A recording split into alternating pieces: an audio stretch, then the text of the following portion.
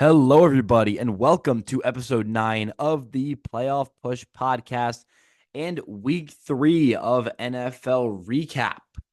Today, we will be touching on all of the week 3 games, two of which are still currently going on. Jaguars and Bills are in the fourth, and Commanders and Bengals are in the third. So, hopefully, those games will be further on by the time we hit them. But today, we'll be going over all the games that have already finished, as well as the ones that are currently finishing and over the fantasy leaders of this week. And you won't want to miss the ending because these guys are ridiculous. The number one player you would never guess to be the number one in a million years if you haven't watched week 3 already. We lead off this week Patriots and Jets in East Rutherford on Thursday night. The Jets come out on top 24-3 over New England. And I don't know why I didn't start the Jets defense. I should have expected the Patriots to fall off eventually, but I started the Raiders defense against the Panthers, and we'll get back to why it's a disaster later. But an absolute disaster of a game for this Patriots offense. Ramondre Stevenson drops zero point 0.3 fantasy points in ESPN standard PPR, and the quarterbacks combine for 120 yards on 16 completions for the Patriots. No touchdowns were scored. An absolute offensive disaster for this New England team. Jets, however, Rodgers, 27 for 35, 281 yards, and 2 touchdowns. Braylon Allen putting up 11 carries for 55 yards, as well as 3 receptions for 13. Breece Hall, 16 carries, 54 yards, a touchdown on the ground, as well as 4 receptions and 29 yards in the air. Tyler Conklin, 5 receptions, 93 yards. An overall pretty good offensive showing for this Jets team. Garrett Wilson also had a touchdown through the air. Jets take the first game of week 3 of this NFL season. Second game, my New York Giants against the Cleveland Browns. The Giants finally get their first win of the year, 21-15 final, stopping a Browns late comeback. Both quarterbacks played pretty solid games. Daniel Jones, 24 for 34, 236 yards, and 2 touchdowns through the air. Deshaun Watson, 21 for 37, 196 yards, and also 2 touchdowns. Wasn't looking great for the Giants as they fumbled on the first play of the game and allowed an Amari Cooper touchdown on the second play. After that, they rebounded very well, of course, winning by 6 points. Jones is really performing much better than anyone would have expected him to. And you want to guess why? It's Malik Nabers, 8 receptions, 78 yards, 2 touchdowns to add to his already historic rookie season. Throughout his first 3 career games, Malik Nabers, 23 receptions, 271 yards, and 3 touchdowns, averaging just under 12 yards per catch. And stellar season here from the rookie out of LSU, also doing things at an age which nobody in NFL history has done. I don't know specific stats, but he's doing some very impressive stuff while still being 21 years old.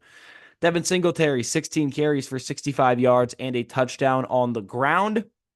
Wan'Dale Robinson added 7 receptions for 61 yards. Overall, just a great game for the Giants offense. Browns offense wasn't awful either, Deshaun Watson, but the run game really never got going, and I think that's what cost Cleveland the game. But both Cooper and Nabers, 2 touchdowns for these offenses, and the Giants just barely take it 21-15. Then we get to game 3, which is Eagles Saints. I predicted this game to be an absolute shootout. Touchdowns everywhere, deep bombs from Hurts, deep bombs from Carr. I expected at least a touchdown from Rashid Shaheed. No, 15-12 final in favor of the Eagles. Both teams now 2-1. Jalen Hurts, another disappointing showing, 29 for 38, 311 yards, no touchdowns, and a pick. Saquon once again had another legacy game. Seems like his 3rd in a row. 17 carries, 147 yards, and 2 touchdowns. But if you want a real legacy game, Dallas Goedert, 10 receptions, 170 yards. Of course, 17 yards per catch, something he's never done before or even gotten close to. The problem here is that this was a big injury game for the Eagles. Devonta Smith, I believe, was knocked out of the game with a concussion around midway through. And Britton Covey is now out with a broken bone. They didn't say which one. They just said a broken bone. And that's about it. So we just got to trust their word on that. Saints, however, their offense was so much worse than we've seen the first 2 weeks. Carr, 14 for 25, 142 yards, a touchdown, and a pick. Kamara really didn't do that much either. 26 carries, 87 yards, three receptions, 40 yards, no touchdowns for AK. Really just a disappointing showing from everyone not named Chris Olave, who had six receptions for 86 yards and a touchdown. Eagles win a game that everyone thought would be a shootout in a defensive matchup, 15-12. Game 3, Vikings Texans. So coming into this game, everyone's thinking, okay, Houston has a great chance to make the Super Bowl as the AFC representative. They're loaded. They have Stroud. They have Mixon. They have everyone you could ever want at the halfback spot, along with 5 or 6 capable receivers. Then they come out and lose 34-7 to Sam Darnold and the Vikings. What is happening with Sam Darnold? 17 for 28, 181 yards, and 4 touchdowns through the air. Justin Jefferson, 6 receptions, 81 yards, and a touchdown. Also adding passing touchdowns to Aaron Jones, Jalen Naylor, and Johnny Munt, the backup tight end, as TJ Hawkinson still has not returned. Aaron Jones, 19 carries for 102 yards on the ground, and another really good defensive performance from the Vikings, taking 2 picks from Stroud, who had 20 for 31, 215 yards, and a touchdown, as well as those 2 picks. Both Davis Mills and Stephon Diggs did get quarterback reps in this game, which is kind of funny. But overall, just a horrendous offensive game from the Texans. Cam Akers had 1 receiving touchdown on 1 reception for 8 yards. Other than that, no production from this offense at all. Diggs had 10 receptions, 94 yards, but never really got in a spot to score. 34-7 is a score nobody would have ever expected Sam Darnold to beat CJ Stroud and these loaded Texans. Texans fans should be pretty concerned after that. You know, you never want to lose to Sam Darnold, and when you do, you should never be happy about it. Another game really surprising. Tampa Bay and Denver. Denver comes out of nowhere and wins 26-7 over Baker Mayfield and the Bucks. Mayfield just been slinging the ball touchdown after touchdown after touchdown. This game limited to 1 touchdown through the air, 25 for 33, 163 yards. That 1 touchdown and a pick. Bo Nix did not throw a pick this game, 25 for 36, 216 yards. It wasn't really that great of a game for this Broncos offense either. Bo Nix had 9 carries for 47 yards and a rushing touchdown. Jaleel McLaughlin had a rushing touchdown. But it really was not a great game. But the Broncos still dropped 26 on the Bucks' head. Chris Godwin, 6 receptions, 53 yards and a touchdown. Cade Otton, 7 receptions, 47 yards. Bucks offense just got shut down by this Broncos defense. And that was that. Baker Mayfield finally met his match in the, Pat Surtain led Broncos defense. Denver does come out of this game winning 26-7. Tampa is now down to 2-1, and Denver is up to 1-2. Now we get the Packers and Titans. Green Bay wins 30-14 in an all-time Malik Willis revenge game. 13 for 19, 202 yards and a touchdown through the air, as well as 6 carries for 73 yards and a touchdown on the ground. Just domination from Malik Willis over his former squad. Not much dominance from the receiving end. Watson had 2 receptions. Reed had 4. No one else had more than 2 besides Reed. So Willis was really getting the ball around to whoever he could see. Still had 13 completions, 202 yards, and a passing touchdown. Will Levis, 26 for 34, 260 yards, 2 touchdowns, 2 interceptions. This Titans offense just finds a way to mess it up in a different way every single week. And most of the time it's Will Levis. I don't know if you've seen the photos, but there's been an amazing photo from each week of Will Levis. The first one was him on the ground with his knees, hands on the back of his head, staring while the fumble goes. The second one was when he tried to flip it to Tyjae Spears in week 2. And the third was when he got absolutely crushed and fumbled. So Will Levis just making some really not smart plays so far this season. Titans really not performing well in offense. This was the revenge game for Nuke, finally putting up some nice numbers. 6 receptions, 73 yards, and a touchdown in the air. The other touchdown for the Titans was Nick Vannett, 2 receptions, 9 yards, and that 1 touchdown. Overall, it was Malik Willis all day, every day, absolute dominance from Green Bay. As we move on to our next game, Bears and Colts. The Colts finally get their win 21-16 over the Caleb Williams-led Bears. How I could not tell you besides the name Jonathan Taylor. I started Anthony Richardson. I drafted him high this year. 10 completions, 20 attempts, 167 yards, and 2 picks. He's been nothing but a disappointment this year in terms of fantasy. Jonathan Taylor came back, carried him on his back, 23 carries, 110 yards, and 2 touchdowns on the ground, as well as Trey Sermon adding a touchdown on the ground with 2 carries, 16 yards. This passing game for Richardson has really not been great. 1 reception, 44 yards for Alec Pierce. 1 reception, 40 yards for Kylen Granson. 4 receptions, 36 yards for Michael Pittman. 1 for 25 for Taylor. 3 for 22 for Josh Downs. No one else caught a ball. No passing touchdowns for Richardson in this game. No rushing touchdowns for him either. Always giving it off to the halfbacks. This game was just another, disappointing showing from literally everybody not named Jonathan Taylor. Caleb Williams did become the first quarterback of the year to cross a 350-yard mark, which Dak would do later in the night. We'll talk about him later on. Caleb, 33 for 52, 363 yards, 2 touchdowns, 2 picks. Those 2 touchdowns go into Odunze and Kmet. Kmet with 10 receptions on 97 yards. Odunze, 6 receptions and 112 yards. So the Colts do come out on top. Both teams even out at 1-2, 21-16 in favor of Indianapolis. Then we head to Pittsburgh, LA, a game nobody expected to be fun at all. And take a wild guess, it was not. What is happening with this offense that I thought I loved from Pittsburgh? They're winning football. It is not fun football. Let's say that. Herbert, 12 for 18, 125 yards and 1 touchdown through the air before Taylor Heinicke had to come in when Herbert went down later in the game.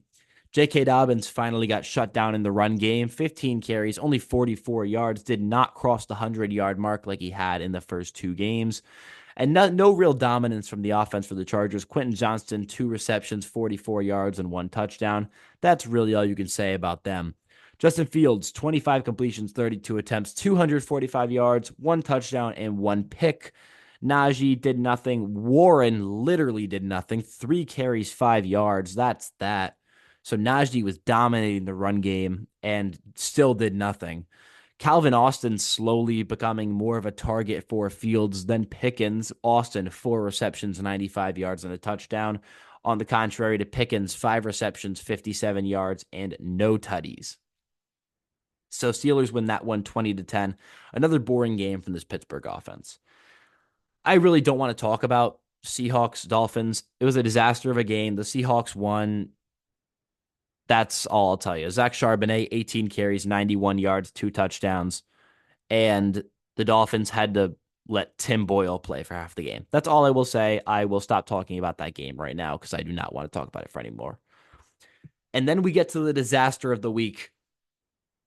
The Raiders lost to the Panthers. You heard me right. So the Panthers bench Bryce Young. Everyone thinks, oh, now they're totally screwed. Andy Dalton comes out, 26 for 37, 319 yards, 3 touchdowns through the air, and the Panthers drop a 36 bomb on this Raiders defense. Chuba Hubbard, 21 carries, 114 yards. Miles Sanders, 7 carries, 17 yards, and a touchdown. Deontay Johnson puts up 8 receptions, 122 yards, and a touchdown. Chuba Hubbard gets another in the air. Adam Thielen gets a touchdown through the air as well from Dalton. And this Raiders team just looked clueless out there. Nobody knew what to do at all. The Panthers were throwing nukes all over their heads. Devontae Adams was held to 4 receptions for 10 yards. Bowers held to 3 for 41.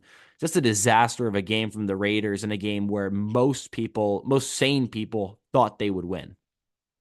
So Panthers get out of the potential 0-3 hole, go to 1-2. Raiders match them, another 1-2 record.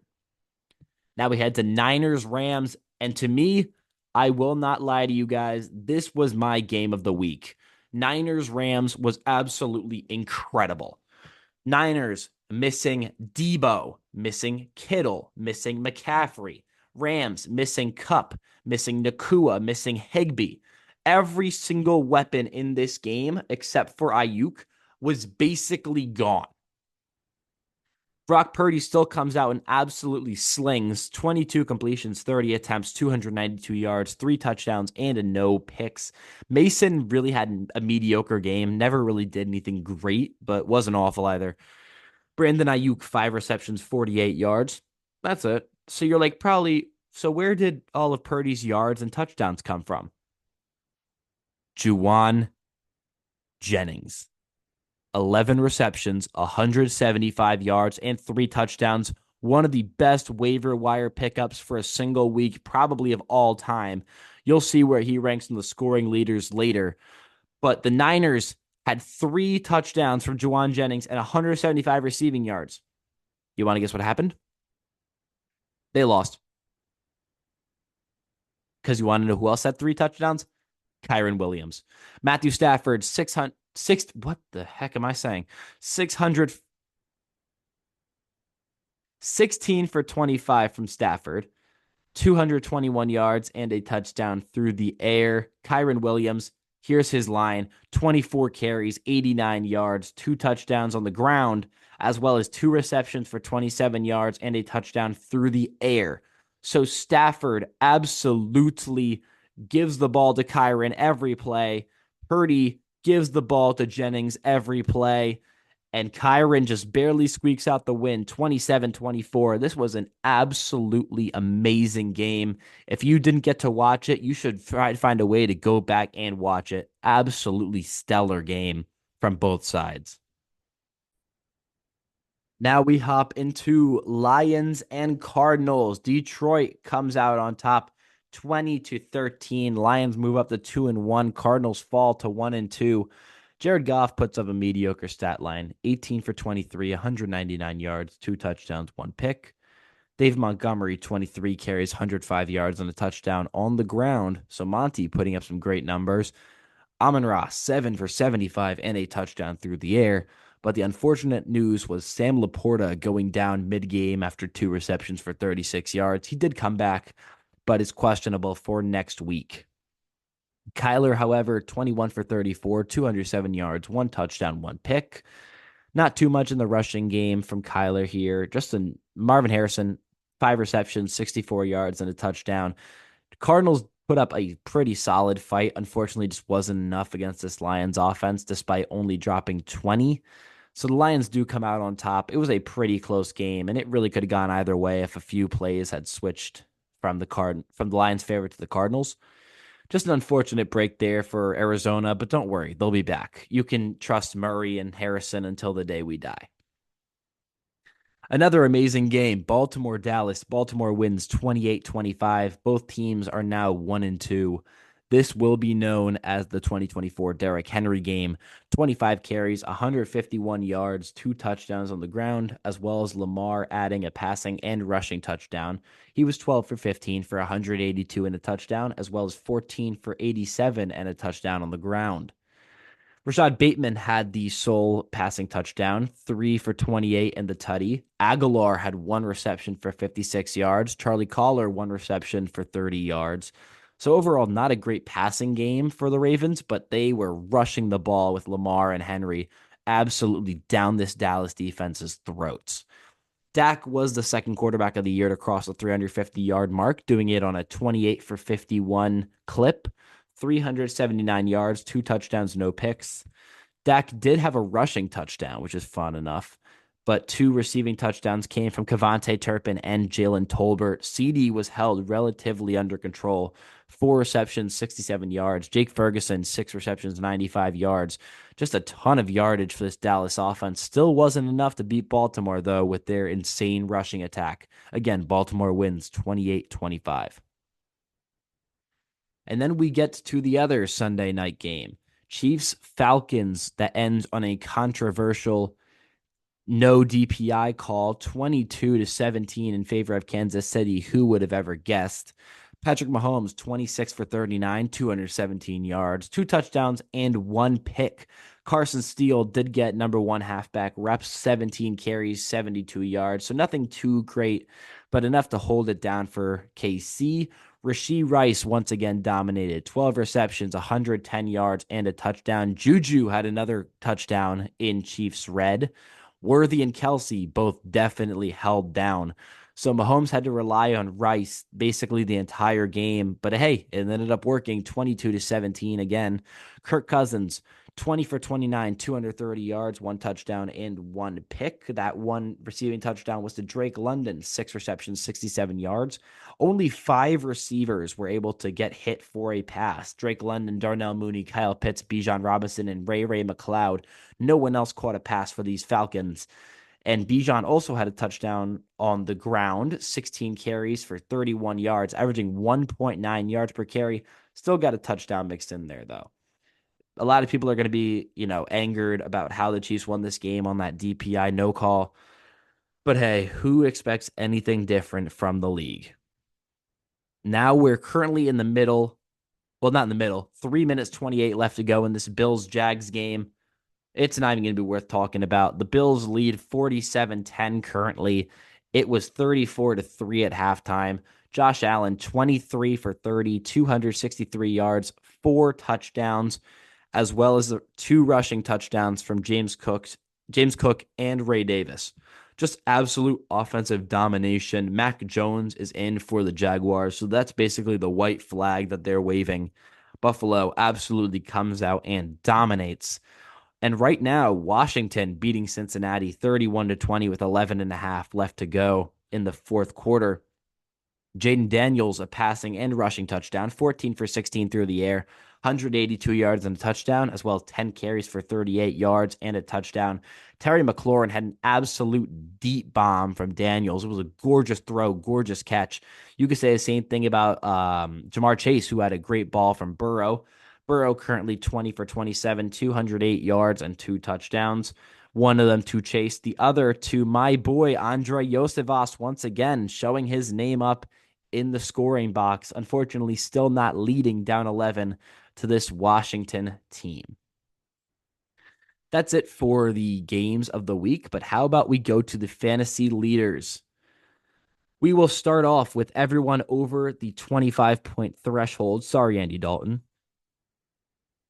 Malik Willis comes in at 25.38 points, the lowest guy to cross the 25 mark.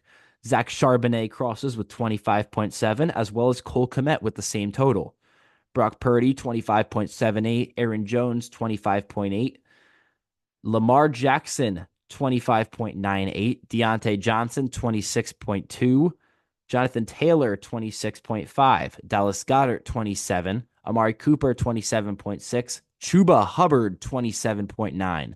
Malik Neighbors, 28.2. Rashee Rice comes in with a 29.1. Prescott, 29.86. And now we're in the top 5. Derrick Henry, 30.4. Josh Allen currently is at a 30.92. He could rise later in this game.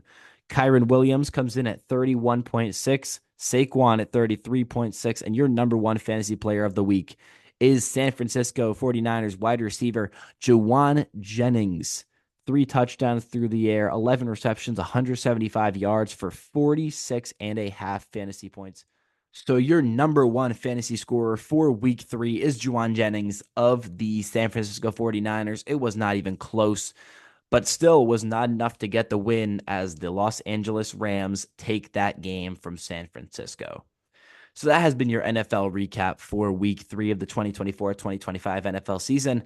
I would like to thank you guys for your continued support. I'm really trying to keep improving this. I really want to make this such a great project for all you guys. Thank you so much for tuning in. Have a great rest of your day.